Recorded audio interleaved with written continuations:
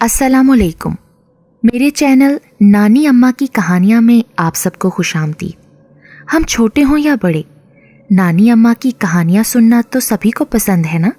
अगर आप भी नानी अम्मा की मीठी मीठी कहानियों से लुत्फ़अंदोज़ होना चाहते हैं तो अभी मेरे चैनल को सब्सक्राइब करें, बेल नोटिफिकेशन को भी ऑन कर दें ताकि आपको मिल सकें वीडियो अपडेट्स। तो आज की नानी अम्मा की कहानी है एक शहजादी और भूतों का शहजादा। शहजादी अनाजिया का चेहरा खौफ से पीला पड़ रहा था। वो अपने सामने खड़े एक खौफनाक इंसान की जानिब देख रही थी। वो देखने में तो एक इंसान नजर आ रहा था, मगर उसका कद आम इंसानों से दुगना था। उसका रंग भी सुनहरी माइल था, पिचकी हुई नाक, और सबसे ज्यादा खौफनाक उसके सर के बाल थे जो सरकंडों की तरह उसके सर पर पूरे जंगल की मानी दुके हुए थे। यूं मालूम हो रहा था जैसे उसके सर पर परिंदों का एक बहुत बड़ा घोंसला हो। वो शहजादी अनाजिया के सामने खड़ा उसकी जानिब खूनख्वार निगाहों से घूर रहा था। शहजादी अनाजिया उस खौफनाक इंसान को ख्वाब में पिछली कई रातों से देख रही थी। वो हर रोज ख्वाब में देखती कि वो एक कमरे में तने तन्हा सोने के तख्त पर सो रही है कि यकलख्त उस कमरे में अजीब सी चरचराने की आवाज़ सुनाई देती है, और फिर अचानक कमरे में चंद नीले रंग की इंसानी खोपड़ियां नमूदार होती हैं। उन खोपड़ियों की आंखों के सुराखों से तेज जर्द रंग की रोशनी सी फूटती दिखाई देती है, और फिर उनमें से एक खोपड़ी ऐन शहजादी के पलंग के ऊपर आकर मुअल्लक हो जाती है। उसकी आंखों से निकलने वाली जर्द रोशनी शहजादी के जिस्म पर पड़ती है। दूसरे ही लम्हे शहजादी अनाजिया यूं उठ बैठती है जैसे उसे अचानक किसी ने पकड़कर उठा दिया हो। उसकी आंखें बदस्तूर बंद होती हैं। उसी वक्त दूसरी खोपड़ियां आंखों से उस पर जर्द रोशनी फेंकती हुई उसके पलंग के ऊपर गर्दिश करना शुरू कर देती हैं। ठीक उसी लम्हे वहाँ एक वही बड़े बड़े बालों वाला खौफनाक इंसान कह कहे लगाता हुआ नमूदार होता है और हवा में तैरता हुआ दोनों हाथ फैलाकर शहजादी की जानिब बढ़ता है, जैसे वो शहजादी को पकड़ना चाहता हो। उसके तेजी से आगे बढ़ने की वजह से शहजादी के बाल उड़ते हैं। ऐन उसी वक्त हर तरफ तेज रोशनियां चमकती हैं और वो खौफनाक इंसान चीखें मारता हुआ वहां से गायब हो जाता है। उसके गायब होते ही वो खोपड़ियां जिनकी आंखों से रोशनियां फूट रही होती हैं यके बाद दीगरे गायब हो जाती हैं, मगर उनमें से एक खोपड़ी जलती हुई ज़मीन पर आकर गिरती है और ज़मीन पर गिरकर आग में जलती हुई उस बुरी तरह से चीखें मारती हुई तड़पती है जैसे उसमें जान हो। उसकी चीखें सुनकर यकलख्त शहजादी को होश आ जाता है और वो झट से आंखें खोल देती है और फिर निहायत खौफजदा अंदाज में कमरे को देखती है, मगर उसे वहां अब कुछ दिखाई नहीं देता। अलबत्ता कमरे के वस्त में जले हुए कोयले के टुकड़े जरूर बिखरे होते हैं। पहले पहल तो शहजादी ने उसे अपना ख्वाब समझा, मगर जब मुसलसल उसे 2-3 रोज यही ख्वाब आते रहे तो वो खौफजदा हो गई। रोज़ाना ख्वाब में उसे वही खोपड़ियाँ और वही खौफनाक इंसान दिखाई देता, और वो खौफनाक इंसान जो ही हवा में तैरता हुआ हाथ फैलाकर उसे पकड़ने के लिए उसकी जानिब आता। उसके बिखरे हुए बाल उड़ने लगते और दूसरे ही लम्हे वो खौफनाक इंसान चीखें मारता हुआ वहाँ से गायब हो जाता और खोपड़ियाँ भी गायब हो जाती। यही वजह थी कि शहजादी अनाजिया पिछले कई रोज़ से परेशान थी।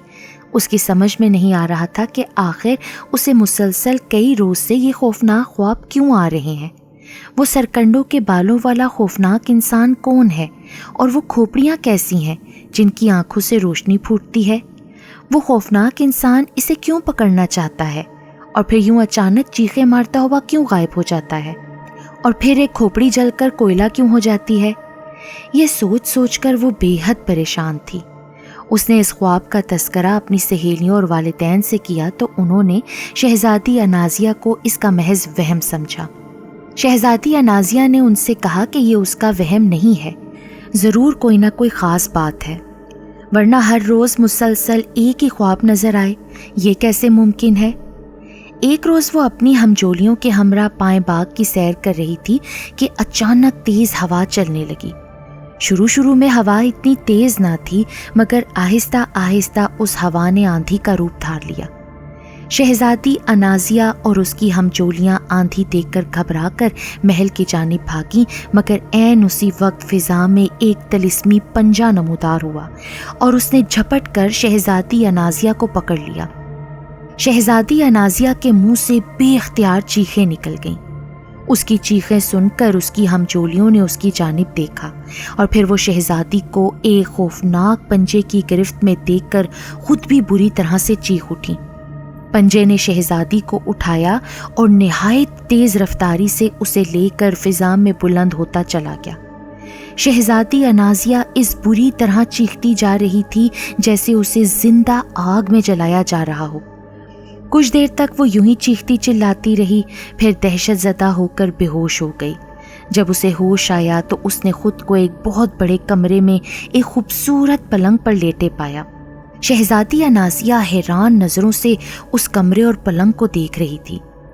اسے یوں محسوس ہو رہا تھا جیسے وہ اس کمرے کو پہلے بھی کہیں دیکھ چکی ہے۔ وہ جلدی سے اٹھ کر بیٹھ گئی اور سوچنے لگی کہ یہ کون سی جگہ ہے اور اسے یہاں کون لایا ہے۔ پھر اچانک اسے اس طلسمی پنجے کا خیال آیا جو اسے اٹھا کر آسمان کی جانب بلند ہو گیا تھا۔ طلسمی پنجے کا خیال آتے ہی اس کے چہرے پر خوف پھوٹ کر آیا۔ وہ گھبرا کر جلدی سے پلنگ پر سے اترنے لگی، مگر عین اسی وقت چرچر کی تیز آواز سن کر وہ بری طرح سے چونک اٹھی۔ اس نے گھبرا کر ادھر ادھر دیکھا۔ ٹھیک اسی لمحے یکے بعد دیگرے 5 جھماکے ہوئے اور کمرے میں 5 نیلے رنگ کی عجیب و غریب انسانی کھوپڑیاں نمودار ہوئیں۔ ان سے زرد رنگ کی روشنی پھوٹ رہی تھی۔ شہزادی انازیہ ان کھوپڑیوں کو دیکھ کر بری طرح سے چونک اٹھی۔ ارے یہ تو وہی کھوپڑیاں ہیں جنہیں وہ پچھلے کئی روز سے مسلسل خواب میں دیکھتی آ رہی ہے۔ تو کیا وہ اس وقت بھی خواب دیکھ رہی ہے؟ اس نے جلدی سے اپنی انگلی دانتوں میں چبائی تو اس کے منہ سے بے اختیار چیخ نکل گئی۔ یہ تو حقیقت ہے۔ جو باتیں وہ خواب میں دیکھتی آ رہی تھی وہ آج حقیقت کے روپ میں اس کے سامنے تھا۔ نیلی کھوپڑیاں فضا میں گردش کرتی ہوئی شہزادی کے پلنگ کے اوپر تیزی سے رقص کرنے لگیں۔ پھر ایک کھوپڑی جو دوسری کھوپڑیوں سے قدرے بڑی تھی وہ فضا میں معلق ہو گئی۔ اس کی آنکھوں سے نکلنے والی روشنی شہزادی انازیہ کے چہرے پر پڑنے لگی اور شہزادی انازیہ کو یوں محسوس ہوا جیسے اس روشنی کی وجہ سے اس کا سارا جسم مفلوج ہوتا جا رہا ہو۔ اس نے گھبرا کر ہاتھ پاؤں ہلانے کی کوشش کی مگر کامیاب نہ ہو سکی۔ اس نے چیخنے کی کوشش کی مگر آواز حلق میں پھنس کر رہ گئی۔ کھوپڑی کی آنکھوں سے نکلنے والی روشنی چوں چوں شہزادی کے بدن پر پڑتی جا رہی تھی، شہزادی انازیہ پر غنودگی سی طاری ہوتی جا رہی تھی، یہاں تک کہ شہزادی انازیہ کی آنکھیں بند ہو گئیں اور وہ گاؤ تکیے سے ٹیک لگا کر پلنگ پر یوں بیٹھ گئی جیسے بیٹھے بیٹھے اسے نیند آ گئی ہو۔ ٹھیک اسی لمحے وہاں ایک کڑاکا ہوا اور کمرے میں وہی بے ہنگم بالوں والا خوفناک انسان نمودار ہوا۔ اس کی خوفناک نگاہیں شہزادی انازیہ پر جمی ہوئی تھیں۔ اس کے منہ سے تیز غرانے کی آواز نکل رہی تھی۔ چند لمحوں تک وہ شہزادی کی جانب دیکھتا رہا، پھر وہ آہستہ آہستہ شہزادی کی جانب بڑھنے لگا۔ جوں جوں وہ شہزادی کی جانب بڑھ رہا تھا، شہزادی کے بال اڑنے لگے۔ یہ دیکھ کر خوفناک بالوں والا انسان اپنی جگہ رک گیا۔ اس نے دونوں ہاتھ پھیلا کر شہزادی انازیہ کی جانب کیے، ساتھ ہی اس نے اپنا ایک ہاتھ زور سے جھٹکا۔ اس کے ہاتھ جھٹکنے سے شہزادی انازیہ کو زوردار جھٹکا لگا۔ دوسرے ہی لمحے اس نے اپنی آنکھیں کھول دیں۔ اس کی نظریں جوں ہی خوفناک انسان پر پڑی، بے اختیار اس کے منہ سے چیخیں نکل گئیں۔ اس کے چہرے کا رنگ پیلا پڑ گیا۔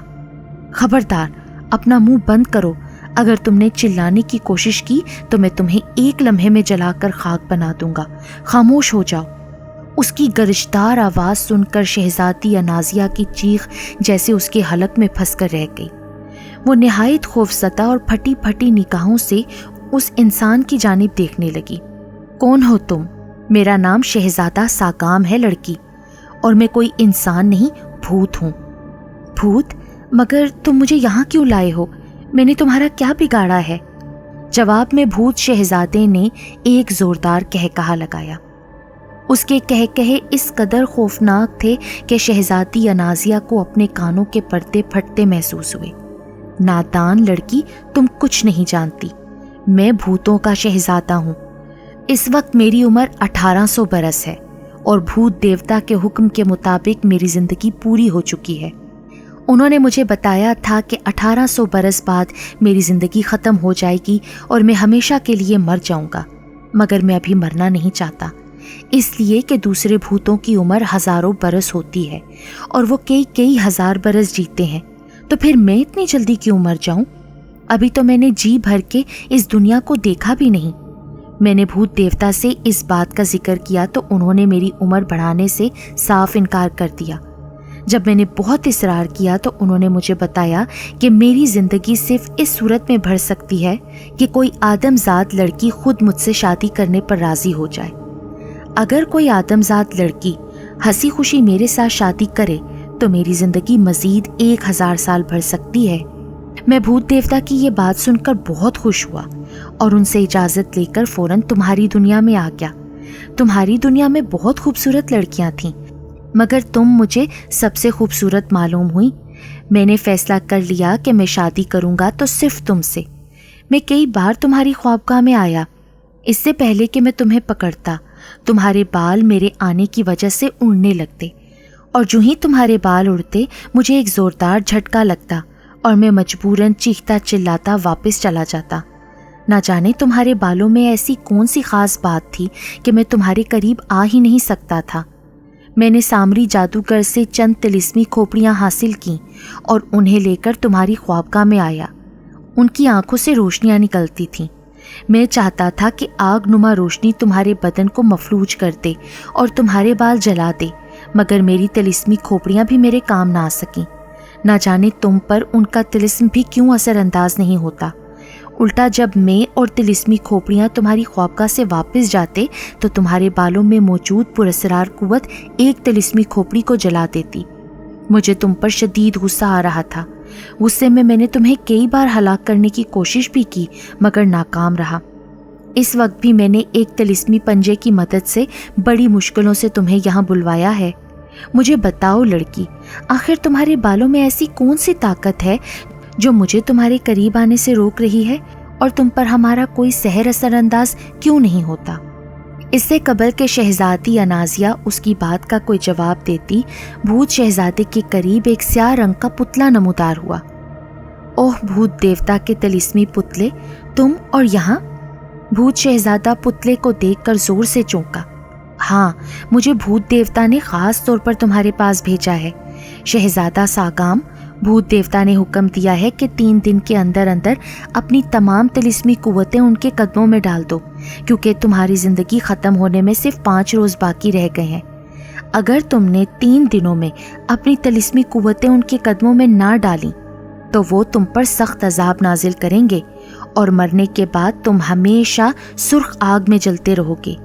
تم جانتے ہو نا کہ بھوت دیوتا کی سرخ آگ کس قدر خوفناک ہے، اس لیے میرا مشورہ مانو اور ابھی اور اسی وقت جا کر اپنی ساری طلسمی قوتیں بھوت دیوتا کے قدموں میں ڈال دو۔ مگر بھوت دیوتا نے خود ہی مجھے اجازت دے رکھی ہے کہ اگر میں کسی آدم ذات لڑکی سے شادی کر لوں تو میری زندگی بڑھ سکتی ہے۔ مگر کون آدم ذات لڑکی تم سے شادی کرنے پر رضامند ہوگی؟ ہاں، بھوت دیوتا کا حکم ہے کہ لڑکی خود راضی ہوگی تبھی تم اس سے شادی کر سکو گے، ورنہ نہیں۔ اور شادی کرنے سے قبل تمہیں لڑکی کو اپنے متعلق ہر بات بتانا ہوگی، اور یہ بھی بتانا ہوگا کہ شادی کے ٹھیک تیسرے روز تم اس لڑکی کو بھوت دیوتا کے قدموں میں قربان کر دو گے۔ کیا لڑکی یہ سن کر تم سے شادی کرنے پر مان جائے گی؟ بھوت دیوتا کے طلسمی پتلے نے کہا۔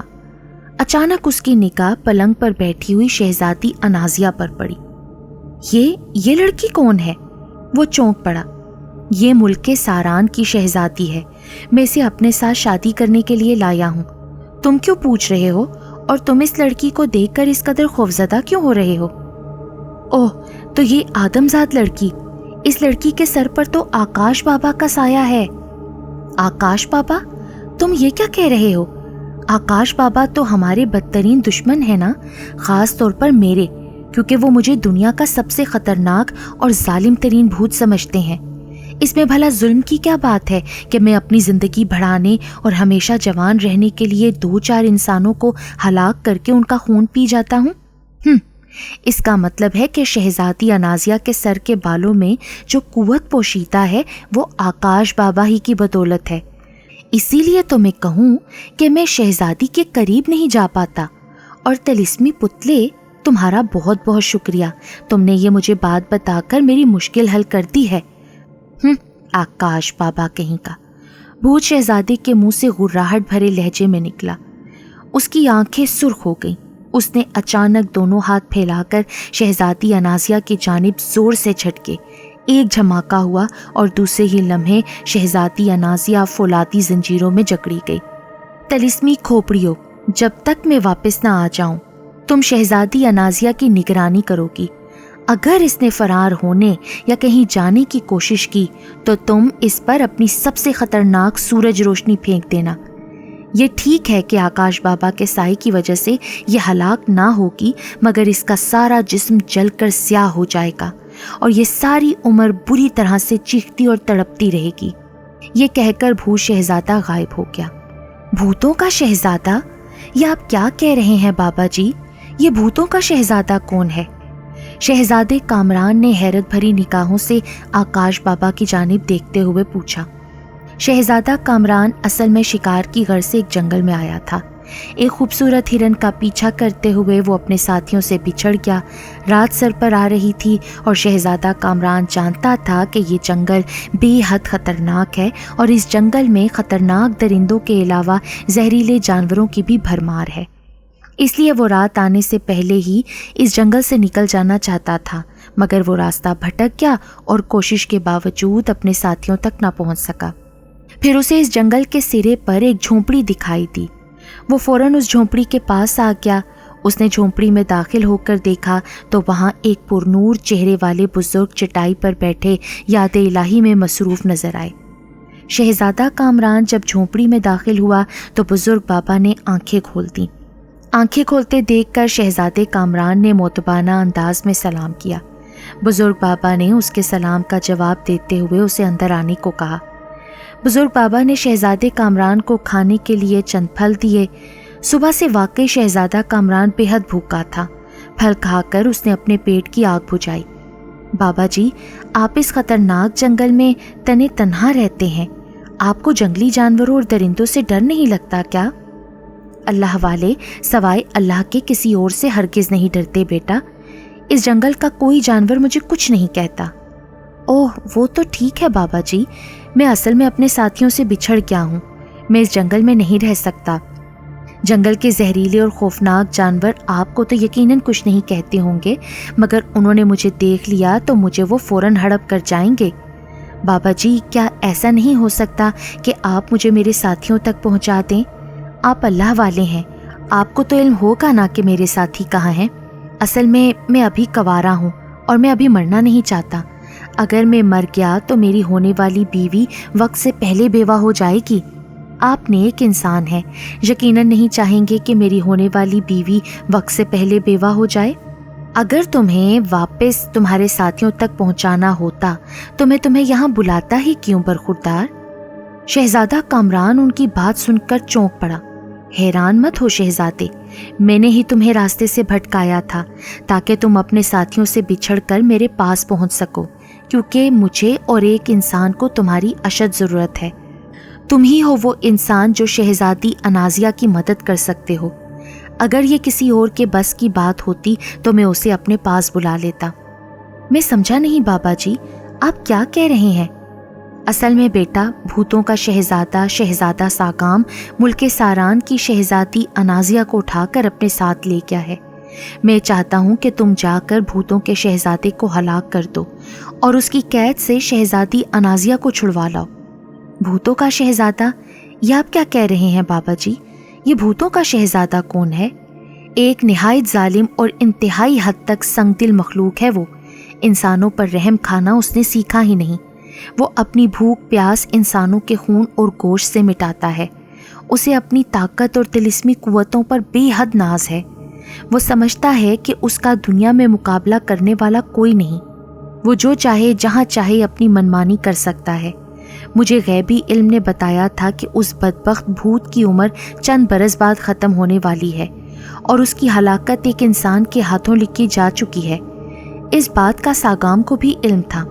اس نے اپنے جادو دیوتا سے معلوم کیا تو اس نے اسے مشورہ دیا تھا کہ وہ کسی خوبصورت ترین انسانی لڑکی سے شادی کرے اور شادی کے تیسرے روز اس لڑکی کی گردن کاٹ کر اس کا خون اس کے قدموں میں چڑھائے گا تو اس کی عمر 1000 سال مزید بڑھ سکتی ہے۔ مجھے جب ان کے عزائم کا علم ہوا تو میری نگاہ شہزادی انازیہ پر پڑی۔ میں جانتا تھا کہ ساگام کا شکار بننے والی کوئی اور لڑکی نہیں، شہزادی انازیہ ہی ہے۔ چنانچہ میں نے فوراً اس پر پاک کلام کا سایہ کر دیا۔ ساگام نے شہزادی انازیہ کو اپنے ساتھ لے جانے کی بے حد کوشش کی مگر وہ کامیاب نہ ہو سکا۔ شہزادی کے سر پر میں نے چونکہ پاک کلام کا سایہ کر رکھا تھا اس لیے ساگام کا اس پر کوئی سحر نہ چل سکا اور اسے وہاں سے بھاگ جانے پر ہی بن پڑی۔ جب اسے علم ہوا کہ شہزادی انازیہ کے سر پر کوئی پراسرار قوت موجود ہے جو اسے اس کے قریب آنے سے روکتی ہے تو اس نے طلسمی کھوپڑیوں کے ذریعے شہزادی انازیہ کے سر کے بالوں کو جلانے کی کوشش کی مگر وہ پھر بھی کامیاب نہ ہو سکا۔ تم جانتے ہو بیٹا کہ پاک کلام کی موجودگی میں دنیا کا کوئی جادو، کوئی سحر اثر انداز نہیں ہو سکتا۔ یہی وجہ تھی کہ ساگام کو ہر بار ناکامی کا منہ دیکھنا پڑتا تھا، مگر ایک روز میری غفلت کی وجہ سے اس کا داؤ چل گیا اور وہ شہزادی انازیہ کو اٹھا کر لے جانے میں کامیاب ہو گیا۔ جب ساگام شہزادی انازیہ کو اٹھا کر لے گیا تو مجھے اس بات کا از حد دکھ ہوا۔ میں نے فوراً اپنے علم سے معلوم کیا تو تم مجھے اس جنگل میں دکھائی دیے۔ مجھے میرے علم نے بتایا تھا کہ بھوتوں کے شہزادے یعنی ساگام کی موت تمہارے ہاتھوں میں لکھی ہے۔ میں نے خود تمہیں اپنے پاس بلا لیا۔ اب تم بتاؤ بیٹا کہ کیا تم اس نیک کام میں آگے بڑھنا پسند کرو گے؟ کیا ایک خبیث اور ظالم بھوت کے ظلم سے ایک معصوم اور نیک شہزادی کو بچانے کی کوشش کرو گے؟ میں تمہیں اس بات پر مجبور نہیں کروں گا۔ اگر تو تم خوش دلی سے اس کام کو کرنا پسند کرو گے تو ٹھیک، اگر نہیں تو تمہارے لیے واپسی کے راستے کھلے ہیں۔ تم چاہو تو میں نہ صرف تمہارے ساتھیوں سے تمہیں ملوا سکتا ہوں بلکہ میں تمہیں تمہارے وطن بھی پلک جھپکنے میں پہنچا سکتا ہوں۔ بزرگ بابا نے کہا، نہیں بابا، میں نہ اپنے ساتھیوں سے ملنا چاہتا ہوں اور نہ ہی مجھے واپس اپنے وطن جانا ہے۔ انسان کا فرض ہے کہ اگر وہ کسی دوسرے انسان کو مصیبت میں دیکھے تو وہ اس کی ہر ممکن مدد کرے، اور اگر اتنی بڑی نیکی میرے حصے میں آ رہی ہے تو میں اس سے کیوں اپنا دامن چھڑواؤں؟ بابا جی، میں یہ نیک کام ضرور کروں گا۔ آپ مجھے اس شیطان بھوت ساگام کا پتہ بتائیں، میں اس سے ضرور لڑوں گا۔ اوہ، بہت خوب شہزادے کامران، مجھے تم سے اسی جواب کی توقع تھی۔ تم واقعی ایک نہایت ذہین اور باہمت نوجوان ہو۔ بہرحال تم اگر ابھی اور اسی وقت ساگام کی جانب روانہ ہو جاؤ تو بہتر ہے۔ وہ شیطان ایک نہایت خطرناک جادوئی عمل کر رہا ہے تاکہ وہ کسی طرح شہزادی انازیہ پر سے میرا کلام پاک کا اثر توڑ سکے۔ بیٹا، گو ساگام ایک نہایت طاقتور اور خطرناک بھوت ہے۔ اس کے پاس طاقت کے ساتھ ساتھ بے پناہ طلسمی قوتیں بھی ہیں۔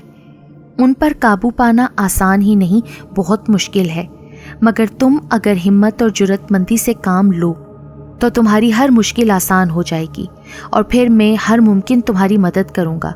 بھوتوں کے اس شہزادے ساگام کی طاقت کا راز اصل میں اس کے بالوں میں ہے۔ تم کسی طرح اس کے بالوں کو جلا دو تو اس کی طلسمی قوتیں ختم ہو جائیں گی۔ اس طرح وہ تمہیں اپنے کسی طلسمی حربے سے نقصان نہیں پہنچا سکے گا۔ ہاں، البتہ اس کے جسم میں کئی ہاتھیوں کی طاقت ہے، اس سے تمہیں خود لڑنا ہوگا، بزرگ بابا نے کہا، اور پھر وہ شہزادے کامران کو ساگام کی ہلاکت اور اس تک پہنچنے کے طریقے کے بارے میں بتانے لگے۔ آخر میں انہوں نے شہزادے کو ایک تلوار اور ایک اڑن قالین اور ایک انگوٹھی دیتے ہوئے کہا کہ تلوار کی مدد سے وہ ساگام کی طلسمی قوتوں کا مقابلہ کر سکتا ہے اور اڑن قالین اس کے محل تک پہنچا دے گا، اور اس انگوٹھی کی بدولت اس پر ساگام کا کوئی سحر اثر انداز نہ ہوگا، اور اگر اس انگوٹھی کو وہ ساگام کے بالوں سے چھو دے گا تو ساگام کے بال خود بخود جل جائیں گے اور اس طرح اس کی جادوئی صلاحیتیں ختم ہو جائیں گی۔ बुजुर्ग बाबा की हदायत को शहजादे कामरान ने नहायत तवज्जो और गौर से सुना और फिर वो बुजुर्ग बाबा की दी हुई चीज़ें लेकर उन्हें सलाम करके झोपड़ी से बाहर आ गया। झोपड़ी से बाहर आकर उसने अपनी तलवार निकालकर बाहर फेंक दी और बुजुर्ग बाबा की दी हुई तलवार अपनी म्यान में डाल ली। अंगूठी उसने बुजुर्ग बाबा की हदायत के मुताबिक अपने दाएं हाथ की शहादत की उंगली में पहन ली और फिर उसने अल्लाह का नाम लेकर कालीन को ज़मीन पर बिछा दिया। कालीन ज़मीन पर बिछाकर उसने कालीन को ओढ़ने का हुक्म दिया। उसका हुक्म सुनते ही कालीन आहिस्ता आहिस्ता हवा में बुलंद होने लगा और फिर वो देखते ही देखते इंतहाई बुलंदी पर आ गया और फिर वो एक जानिब नहायत तेज़ी से उड़ने लगा। शहजादे कामरान को हवाई कालीन पर सफ़र करते कई घंटे गुजर चुके थे। कालीन इंतहाई बर्क रफ्तारी से एक जानिब उड़ा चला जा रहा था। शहजादा कामरान नीचे झांक झांक कर देख रहा था। नीचे उसे हर चीज़ बेहद छोटी छोटी और धुंधली धुंधली सी दिखाई दी। शहजादा कामरान खौफ के आलम में सोच रहा था कि अगर वो नीचे गिर जाए तो उसका क्या हशर होगा। कालीन काफ़ी देर तक उड़ता रहा, यहाँ तक कि वो एक बहुत बड़े पहाड़ी इलाके में पहुँच गया। दूर तहद्दे निगाह तक पहाड़ ही पहाड़ थे। पहाड़ी इलाके में पहुंचकर कालीन की रफ्तार हल्की हो गई और फिर कालीन उस पहाड़ी इलाके में आहिस्ता आहिस्ता नीचे उतरने लगा। कालीन नीचे उतरता देखकर शहजादा कामरान होशियार हो गया। बुजुर्ग बाबा की हदायत के मुताबिक उसने जल्दी से म्यान से तलवार निकाली, क्योंकि बुजुर्ग बाबा ने उसे बताया था कि जो ही वो भूतों के शहजादे की वादी में दाखिल होगा, सागाम की तिलिस्मी बलाएं उस पर अचानक हमलावर हो सकती हैं। शहजादा कामरान चौकन्ना होकर और तलवार सौंधकर कालीन पर खड़ा हो गया। जूं ही कालीन ज़मीन पर उतरा, ऐन उसी वक्त चरचर की तेज़ आवाज़ सुनाई दी। शहजादे कामरान ने चौंक कर देखा।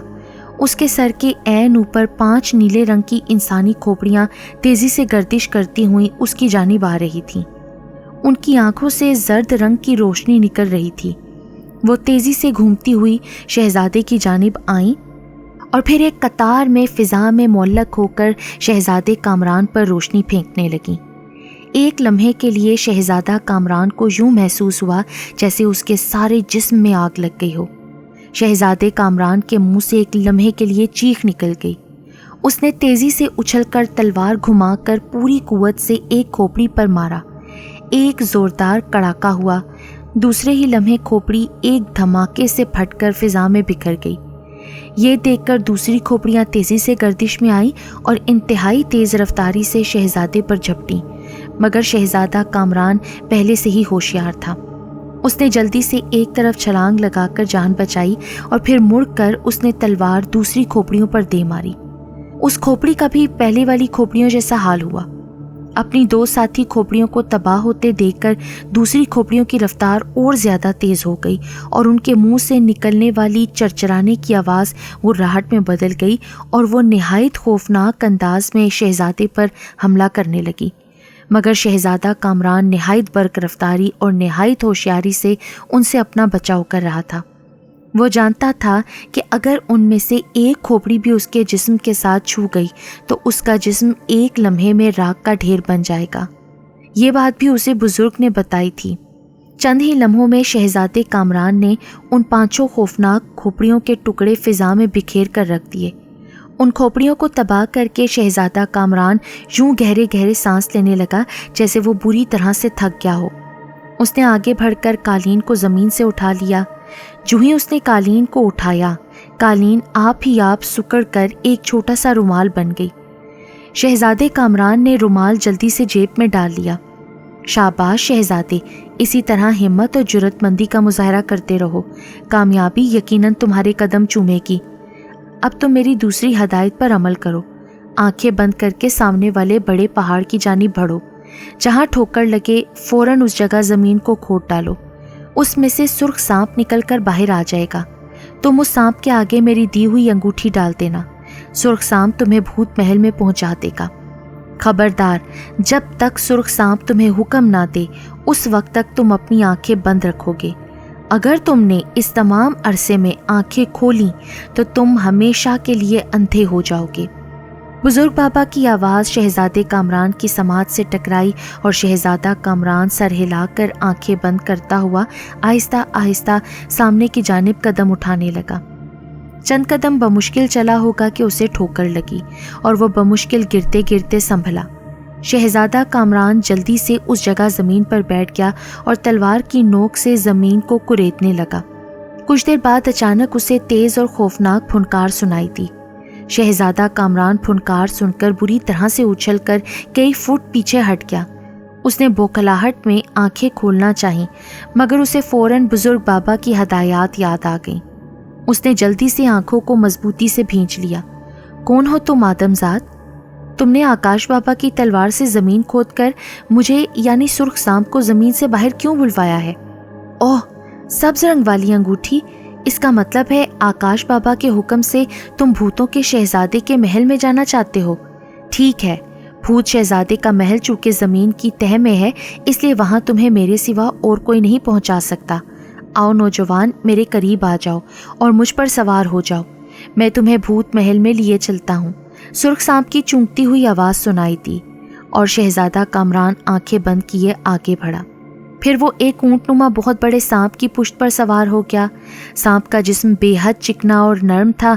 उसके जिस्म पर चूंकि बाल नहीं थे, इसलिए शहजादा कामरान उसके जिस्म पर जोंक की मानी चिमट गया।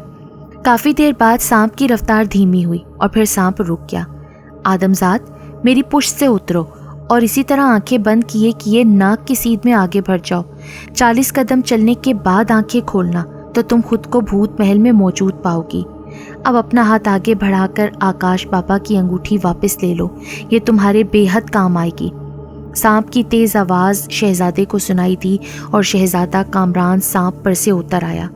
उसने हाथ आगे बढ़ाया, उसकी हथेली पर अंगूठी आ गई। शहजादे ने जल्दी से अंगूठी अपनी दाएं हाथ की शहादत की उंगली में पहन ली और सांप की हदायत के मुताबिक नाक की सीध में कदम उठाने लगा। 40 कदम चलने के बाद उसने झट से आंखें खोल दी और फिर ये देखकर वो हैरान रह गया कि वो एक निहायत हैबतनाक और खौफनाक स्याह रंग के महल में खड़ा था। महल की हर दीवार पर बड़ी बड़ी और खौफनाक शक्लें बनी हुई थीं और जगह जगह भयानक बुत मौजूद थे। शहजादा कामरान उन शक्लों को और भयानक बुतों को देखकर एक लम्हे के लिए घबरा गया। शहजादे, जल्दी से इन बुतों को तोड़ दो। भूतों के शहजादे को तुम्हारी आमद की इत्तला मिल गई है। वो अगर यहाँ आ गया तो वो इन बुतों में जान डाल देगा और 1000 कोशिश के बावजूद तुम इन जिंदा बुतों का कुछ नहीं बिगाड़ सकोगे। बुजुर्ग बाबा की तेज़ आवाज़ शहजादे कामरान की समात से टकराई और शहजादा कामरान घबरा कर तेज़ी से आगे बढ़ा और बुजुर्ग बाबा की तलवार मार मार कर उनके बुतों को तोड़ने लगा। जूं ही शहजादे ने आखिरी बुत तोड़ा, अचानक ज़ोरदार गड़गड़ाहट हुई और दूसरे ही लम्हे एक निहायत भयानक शक्ल वाला और बड़े बड़े सरकंडों जैसे बालों वाला द्योनुमा इंसान महल की एक दीवार तोड़ता हुआ शहजादे कामरान के सामने आकर खड़ा हो गया। उसका चेहरा गुस्से की शिद्दत से सुर्ख हो रहा था और आंखें किसी अंगारों की माने दहकती हुई दिखाई दे रही थीं। शहजादा उस द्योनुमा इंसान के बड़े बड़े बाल देखकर समझ गया कि ये यकीनन भूतों का शहजादा सागाम है। तो तुम हो जिसे आकाश बाबा ने मेरी हलाकत के लिए भेजा है? तुम मुझे एक मामूली से मच्छर दिखाई दे रहे हो। मैं तुम जैसे इंसान को चुटकियों में मसल देने की ताकत रखता हूँ। तुम्हारी मौत तुम्हें यहाँ खींच लाई है। अब मैं तुम्हें इस कदर भयानक मौत मारूंगा कि आकाश बाबा तुम्हारी लाश देखकर इस कदर खौफजदा हो जाएंगे कि आइंदा वो किसी इंसान को मेरी हलाकत के लिए भेजने की कोशिश नहीं करेंगे। मौत मेरी नहीं तुम्हारी होगी। भूतों के अहमक शहजादे, तुमने जो अपने सर पर परिंदों का घोंसला बना रखा है ना, उसमें परिंदे अंडे नहीं देंगे बल्कि बीटे करेंगे। वैसे शक्लो सूरत से तो तुम मुझे गधों के शहजादे दिखाई दे रहे हो। ख्वाम तुम जैसे गधे को भूतों ने अपना शहजादा बना लिया। शहजादे तो मुझ जैसे होते हैं। देखो मैं किस कदर खूबसूरत और दराज कद और ताकतवर हूँ। तुम कहते हो कि तुम मुझे किसी मच्छर की तरह चुटकियों में मसल देने की ताकत रखते हो और मैं चाहूँ ना तो एक हल्की सी फूंक मारूँ तो तुम किसी मुर्दा मक्खी की तरह दीवार पर लगे जाले के साथ चिमट जाओगे। कहो, फूंक मार कर दिखाऊं? शहजादे कामरान ने मस्खरेपन से उसकी जानिब देखते हुए कहा। उसकी बात सुनकर सागाम का चेहरा गुस्से से बिगड़कर स्याह हो गया। तुम सागाम के सामने उसका मजाक उड़ाओ? तुम्हारी ये जुर्रत? मरने के लिए तैयार हो जाओ। میں تمہیں زندہ نہیں چھوڑوں گا۔ اس نے تیزی سے دونوں ہاتھ فضا میں گھمائے، اس کے دونوں ہاتھوں میں لمبی لمبی تلواریں آ گئیں اور وہ بری طرح سے چیختا ہوا شہزادے کامران پر پل پڑا۔ شہزادے کامران نے اس کا وار اپنی تلوار پر روکا۔ ساگام کی تلواریں شہزادے کامران کی تلوار سے ٹکرائیں، ایک زوردار کڑاکا ہوا اور ساگام کی دونوں تلواریں بھی جل کر اس کے ہاتھ میں راکھ بن گئیں۔ یہ دیکھ کر تو ساگام ٹھٹک گیا۔ اس نے ایک بار پھر ہاتھ گھما کر تلواریں حاصل کی اور شہزادے پر حملہ آور ہوا، مگر اس کی دونوں تلواریں پھر سے شہزادے کی تلواروں سے ٹکرا کر راکھ بن گئیں۔ اب تو ساگام کے غصے کی کوئی انتہا نہ رہی۔ اس نے خوفناک نظروں سے شہزادے کامران کی جانب دیکھ کر منہ کھولا۔ اس کے منہ سے آگ کے شعلے نکلنے لگے۔ گھبرانا نہیں شہزادے، ساگام کا کوئی طلسمی وار تم پر اثر انداز نہیں ہو سکتا۔ تم جلدی سے اس کے بالوں کے ساتھ میری دی ہوئی انگوٹھی چھو کر اس کے بالوں کو جلا دو۔ اس کی طلسمی طاقت اس طرح ختم ہو جائے گی اور پھر تم اسے مار دینا۔ بزرگ بابا کی سرگوشی شہزادے کامران کی سماعت سے ٹکرائی۔ شہزادہ کامران نے اسبات میں سر ہلا کر انگلی سے انگوٹھی اتار کر ہاتھ میں پکڑ لی۔ ساگام کے منہ سے آگ کے شعلے نکل کر شہزادے کامران کے بدن پر پڑ رہے تھے، مگر اس کا شہزادے پر کوئی اثر نہ ہوا۔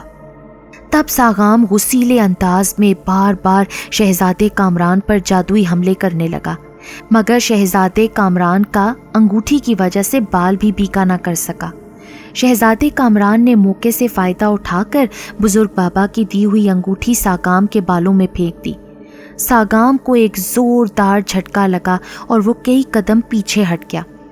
اسی وقت ایک شعلہ سا چمکا اور بھوتوں کے شہزادے ساگام کے بالوں میں آگ لگ گئی۔ ساگام بری طرح سے سر پکڑ کر چیختا چلاتا ہوا ناچنے لگا۔ شہزادے کامران نے آگے بڑھ کر اس پر تلوار کا ایک بھرپور وار کیا اور اس کی گردن اس کے تن سے جدا کر دی۔ جوں ہی ساگام کی گردن اس کے تن سے جدا ہوئی، ساگام کا بدن بری طرح سے پھڑکنے لگا اور اس کی کٹی ہوئی گردن سے خون فوارے کی مانند ابلنے لگا۔ عین اسی وقت شہزادے کامران کے قریب آکاش بابا نمودار ہوئے۔ شہزادہ کامران انہیں دیکھ کر چونک پڑا۔ جلدی کرو شہزادے، اس سے پہلے کہ ساگام کا بدن ٹھنڈا ہو جائے یہاں سے نکل چلو۔ اگر اس کے جسم سے جان نکل گئی تو یہاں بھوتوں کی فوج آ جائے گی اور تمہارا زندہ رہنا محال ہو جائے گا۔ جلدی کرو، تم رومال نکال کر زمین پر بچھاؤ، وہ اڑن قالین بن جائے گا، تم اس پر بیٹھ جانا، قالین تمہیں میری جھونپڑی میں پہنچا دے گا۔ جلدی کرو شہزادے، میں شہزادی انازیہ کو لے کر آتا ہوں۔ بزرگ بابا نے چیخ کر کہا اور شہزادہ کامران ان کی باتوں پر عمل کرنے لگا۔ اڑن قالین پر سوار ہو کر جب وہ بابا کی جھونپڑی میں پہنچا تو بزرگ بابا اور وہاں ایک خوبصورت لڑکی کو موجود پایا۔ شہزادہ کامران اس لڑکی کو دیکھ کر بہت خوش ہوا۔ اس نے بلا شبہ اس قدر حسین شہزادی کہیں نہیں دیکھی تھی۔ بزرگ بابا نے شہزادی اور شہزادے کا تعارف کرایا۔ شہزادی انازیہ نے شہزادے کا بہت بہت شکریہ ادا کیا، جس نے اپنی جان کی پرواہ کیے بغیر بھوتوں کے شہزادے سے اسے رہائی دلائی۔ بزرگ بابا نے ان دونوں کو اپنے علم کے زور سے ان کے ملک بھیج دیا۔ شہزادی کے والدین شہزادی انازیہ کو دیکھ کر بہت خوش ہوئے۔ شہزادہ کامران اپنے ملک یا اپنے والدین سے مل کر کہنے لگا کہ شہزادی انازیہ کے والد سے اس کا رشتہ مانگے۔ شہزادے کامران کے والدین بہت خوش ہوئے۔ انہوں نے رشتہ مانگا اور شہزادی انازیہ کے والدین نے بخوشی ان کی بات مان لی، اور پھر شہزادہ کامران اور شہزادی انازیہ کی شادی ہو گئی اور وہ دونوں ہنسی خوشی رہنے لگے۔